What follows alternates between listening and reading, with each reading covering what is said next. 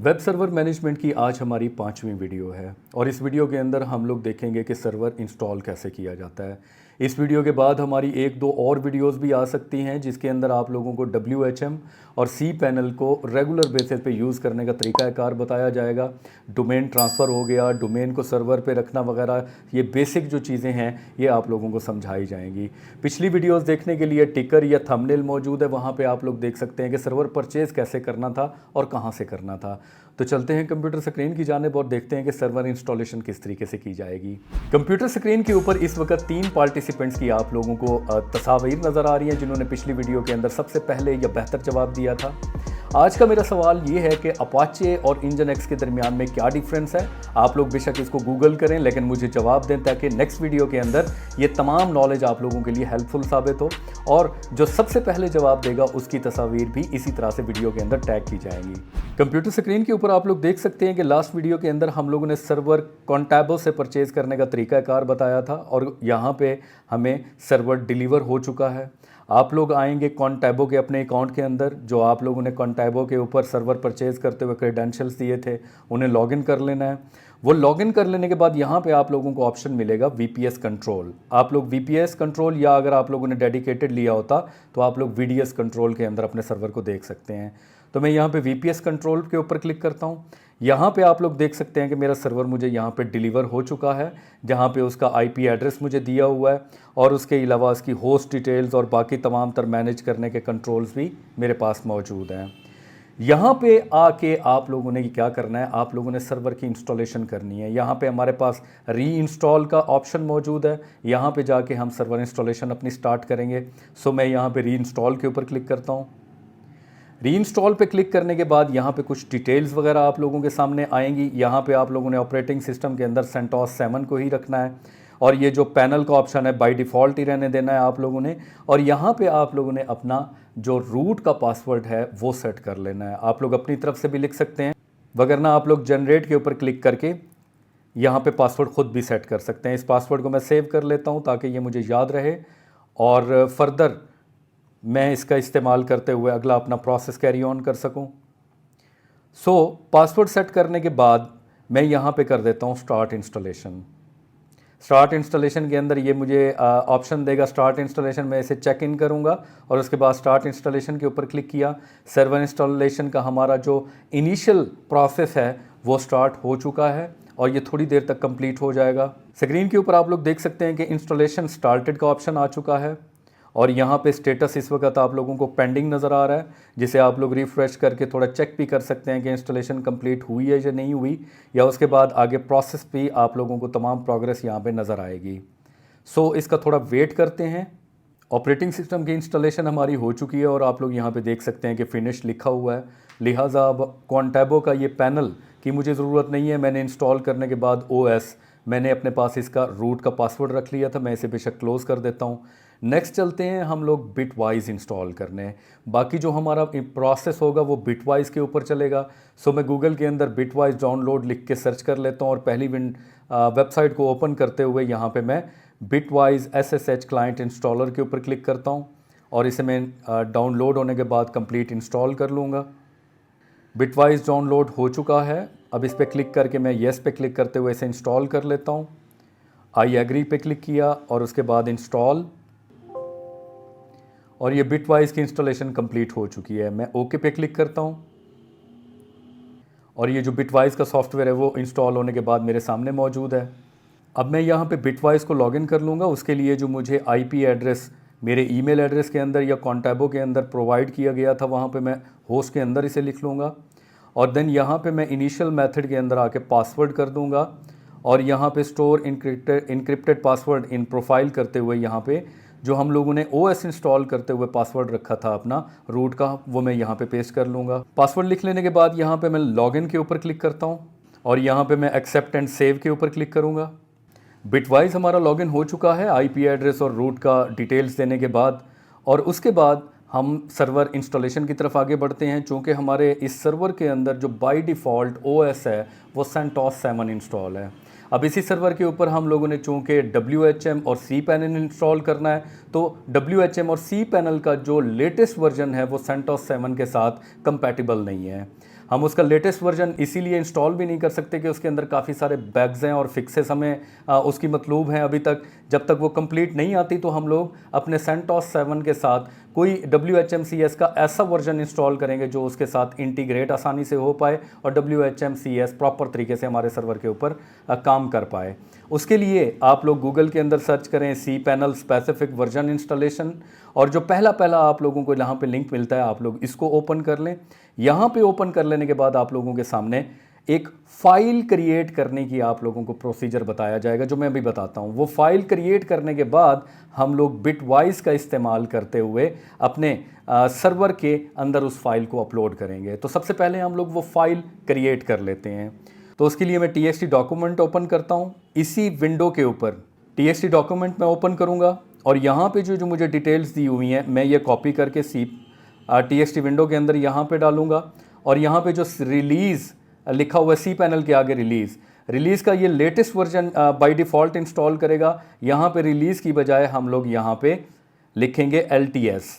सो मैं यहाँ से इसे कॉपी करके या यहाँ पे मैं खुद ही LTS लिख दूँगा और उसके बाद मैं फ़ाइल के अंदर आके सेव एज़ करते हुए इस फाइल को सेव करूँगा और इस फाइल का नाम मैं यही लिखूँगा cpupdate.conf। इसको कॉपी कर लूँगा। सो इसका नाम रखने के बाद मैं इसे डेस्कटॉप लोकेशन के ऊपर सेव कर देता हूँ। ये फाइल हम लोगों ने क्रिएट कर ली। अब दोबारा हम लोग बिटवाइस के अंदर आएंगे और बिटवाइस पे आके मैं यहाँ पे न्यू SFTP विंडो के ऊपर क्लिक करूँगा। न्यू SFTP विंडो के ऊपर क्लिक करने के बाद SFTP ओपन होने के बाद यहाँ पे हमारी बाय डिफ़ॉल्ट जो डायरेक्टरी ओपन होगी वो रूट डायरेक्टरी ओपन होगी। आप लोगों ने यहाँ पे रूट की बजाय ETC लिख लेना है और देन एंटर प्रेस करेंगे। ETC डायरेक्टरी ओपन कर लेने के बाद हम लोग यहाँ पे अपनी लोकेशन डेस्कटॉप क्लिक करेंगे, चूज़ करेंगे जहाँ पे हम लोगों ने वो फाइल अपलोड की थी। अगर इस फाइल के आगे .txt लिखा हुआ हो तो आप लोग इसको रीनेम करके .txt रिमूव कर देंगे। इस फाइल के ऊपर राइट क्लिक करते हुए मैं अपलोड के ऊपर क्लिक करता हूँ और ये हमारी जो फाइल है हमारी ETC डायरेक्टरी के अंदर ये अपलोड हो चुकी है। इस फाइल को पेस्ट कर लेने के बाद सेंटोस 7 के लिए cPanel इंस्टॉल करने का हम लोगों ने जो इंटीग्रेशन की सेटिंग थी वो कंप्लीट कर ली है। अब लोग हम चलेंगे cPanel WHM की इंस्टॉलेशन के लिए। इंस्टॉलेशन स्टार्ट करने से पहले हमें नेटवर्क मैनेजर डिसेबल करना पड़ेगा अपने सर्वर का। उसके लिए आप लोग गूगल के अंदर सर्च करें डिसेबल नेटवर्क मैनेजर और जो पहली वेबसाइट ओपन हो आप लोग इसको ओपन कर लें। और यहाँ पे आप लोगों को ये जो नीचे सेंटोस 7 या बाकी वर्जन्स के लिए ये 2 कमांड मौजूद हैं, आप लोग इन 2 कमांड को कॉपी करें और उसके बाद आप लोग बिटवाइस के अंदर वापस आ जाएं। यहाँ पे जो हम लोगों ने अपनी फाइल अपलोड की थी इस विंडो को बेशक क्लोज कर दें और उसके बाद आप लोगों ने आना है न्यू टर्मिनल कंसोल के ऊपर।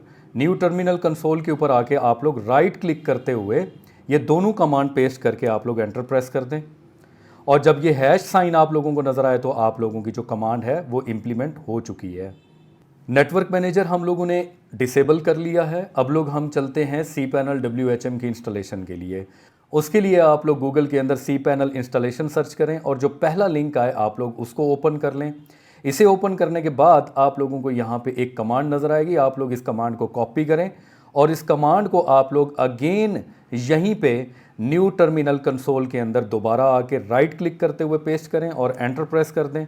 यहाँ पे आप लोगों के cPanel WHM की कंप्लीट इंस्टॉलेशन का प्रोसेस शुरू होगा जो थोड़ा सा टाइम लेने के बाद कंप्लीट हो जाएगा। सर्वर इंस्टॉलेशन का पहला स्टेप यहाँ पे कंप्लीट हो चुका है। आप लोगों के सर्वर के ऊपर सेंटोस 7 और उसके बाद आप लोगों के सर्वर के ऊपर WHM cPanel इंस्टॉल हो चुका है।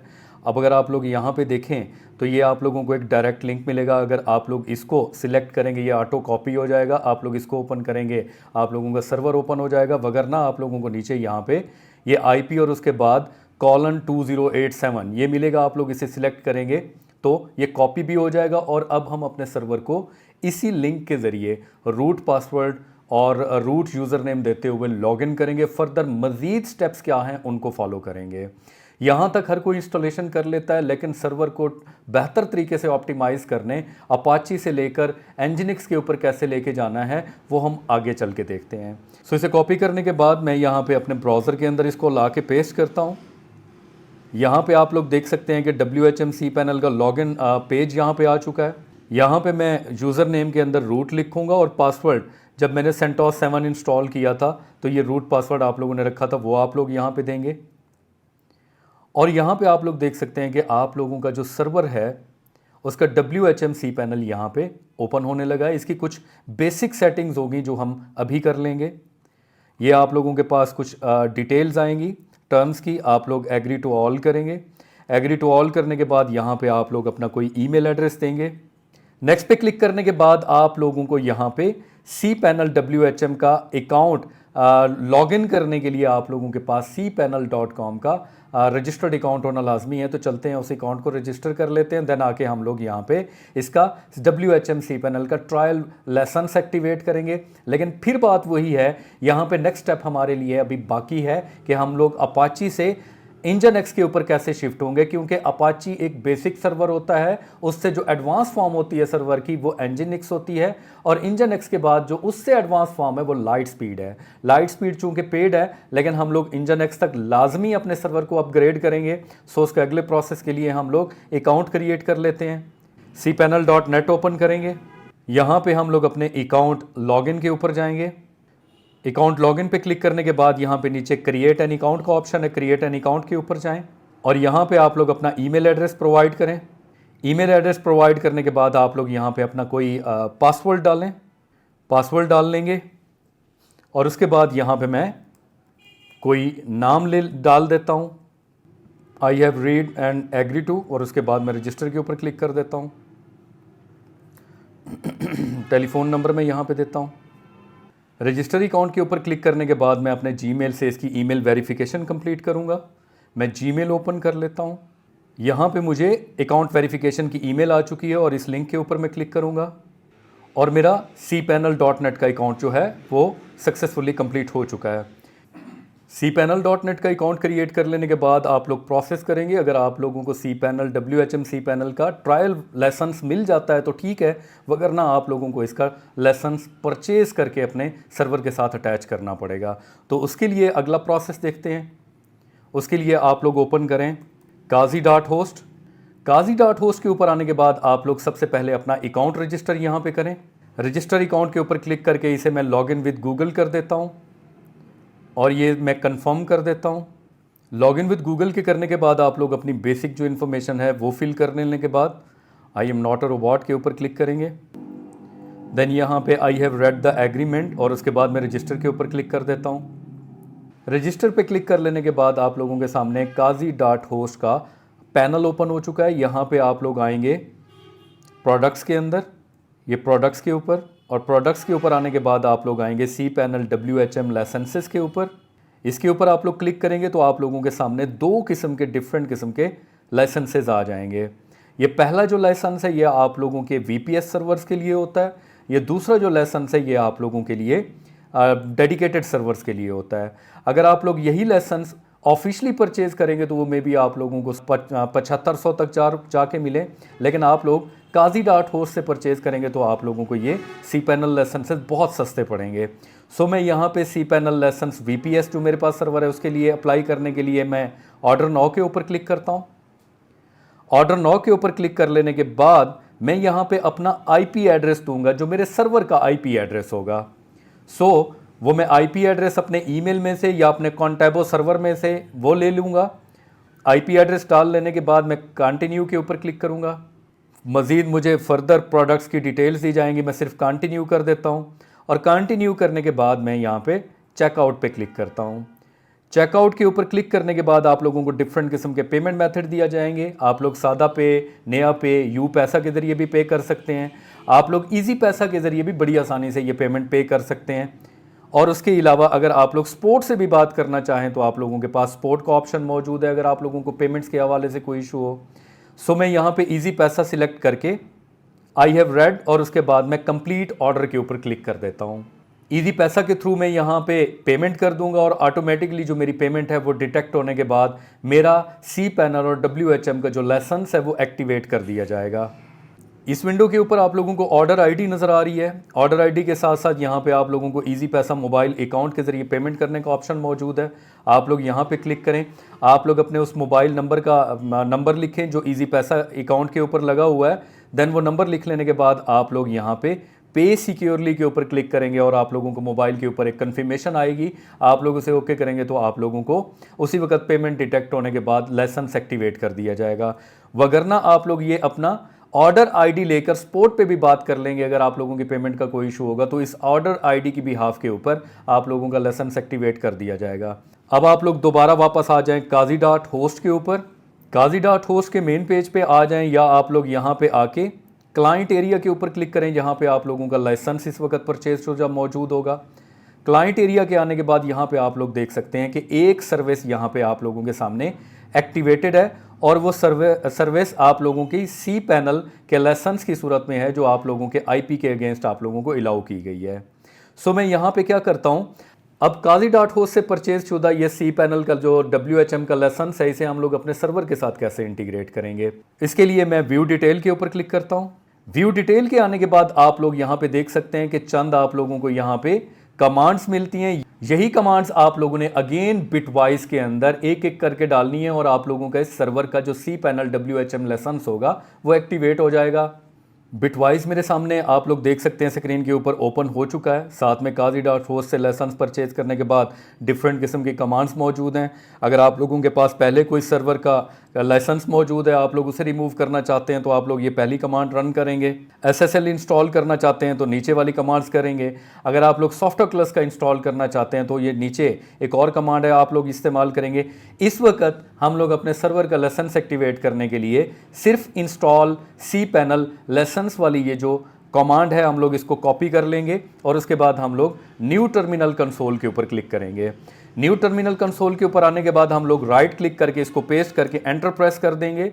अब यहाँ पे तमाम तर प्रोसेस कंप्लीट होगा और इस प्रोसेस के कंप्लीट होने के बाद आप लोगों के सर्वर के ऊपर सी पैनल WHM का जो लाइसेंस है वो एक्टिवेट हो जाएगा, जो थोड़ी देर पहले हम लोग एक्सेस करना चाह रहे थे और वो ऑटो एक्टिवेट होने की बजाय ट्रायल एक्टिवेट नहीं हुआ और हमारे सामने ये एरर विंडो आ गई थी। अब ये एरर विंडो से छुटकारा यही है कि आप लोग अपना सी पैनल का लाइसेंस काजी डॉट होस्ट से परचेज करने के बाद उसको एक्टिवेट कर लें। स्क्रीन के ऊपर आप लोग देख सकते हैं कि आप लोगों के लाइसेंस की जो एक्टिवेशन है वो कंप्लीट हो चुकी है, जिसकी निशानी ये है कि यहाँ पे कमांड प्रॉम्प्ट के ऊपर जब हैश शो हो जाती है तो उसका मतलब है कि आप लोगों का जो रनिंग प्रोसेस था वो कंप्लीट हो चुका है। सेम मैं दोबारा अपने सर्वर के ऊपर वापस आता हूँ। अब इसे मैं अगेन एक्सेस करने की कोशिश करता हूँ रूट और उसका पासवर्ड डालने के बाद लॉगिन पे क्लिक करूँगा और आप लोग देख सकते हैं कि आप लोगों के सामने सी पैनल WHM का जो पैनल है वो इस वक्त फुल्ली ओपन हो चुका है। आप लोग अपने पूरे के पूरे सर्वर को कंट्रोल कर सकते हैं। लेकिन एक चीज़ याद रखिएगा कि इस वक्त आप लोगों का जो सर्वर है वो अपाचे सर्वर रन हो रहा है। नेक्स्ट वीडियो के अंदर हम लोग देखेंगे कि इस अपाचे सर्वर को हम लोग NGINX के ऊपर कैसे शिफ्ट करेंगे और नेक्स्ट वीडियो के अंदर इस सर्वर को स्मूथली रन करने के लिए जो ट्विक्स और सेटिंग्स हैं और जो डिफरेंट किस्म की लिमिटेशन और परमिशंस हैं वो हम नेक्स्ट वीडियो के अंदर कवर करेंगे। उम्मीद है कि आज आप लोगों को ये तमाम तर सर्वर और उसकी इंस्टॉलेशन और सी पैनल WHM के लाइसेंस की एक्टिवेशन का प्रोसेस अच्छे से समझ आ चुका होगा। नेक्स्ट वीडियो के अंदर इंशाल्लाह सर्वर ऑप्टिमाइजेशन और इंतहाई जो ज़रूरी सेटिंग्स हैं वो नेक्स्ट वीडियो के अंदर देखेंगे। Thank you.